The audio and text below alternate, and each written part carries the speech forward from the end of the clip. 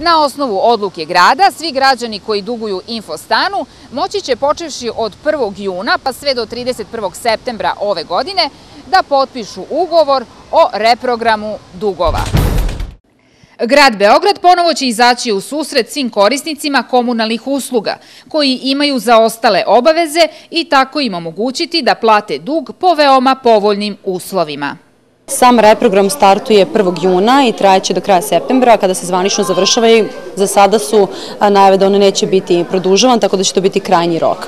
Dakle, sam reprogram traje od početka juna do kraja septembra i od tada će svi korisnici koji imaju dugovanje moći da dođu u naše radne jedinice na teritoriji opštine prebivališta da potpišu ugovor o reprogramu duga i otplati na rate. Reprogramom su obuhvaćeni dužnici po pravosnažnim rešenjima. Rešenjima o izvršenju, oni koji duguju više od 6 meseci, a nisu utuženi i dužnici koji su potpisali ugovor o priznanju duga i plaćanju na rate.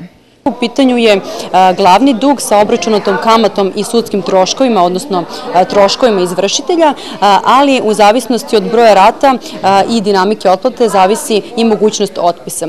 Za utvrđeni iznos duga ponuđena je mogućnost plaćanja na rate bez grejs perioda i uz otpust dela duga u zavisnosti od broja rata. Svi oni koji se opredele za plaćanje u celosti imaju mogućnost da im se otpiše 15%, na 3 rate 12%, na 6 rata 10% i na 12 rata 5% duga. Za plaćanje preko 12 rata neće biti moguć otpis.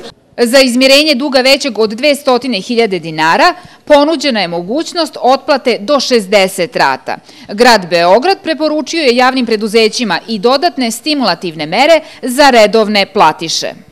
To konkretno znači da sve redovne platiše koje su koristile 5% popusta za plaćanje do polovine meseca, počev od 1. juna, ukoliko u narednih 6 meseci plaćaju svoje obaveze sa popustom, dobijaju još 1%, što je ukupno 6%.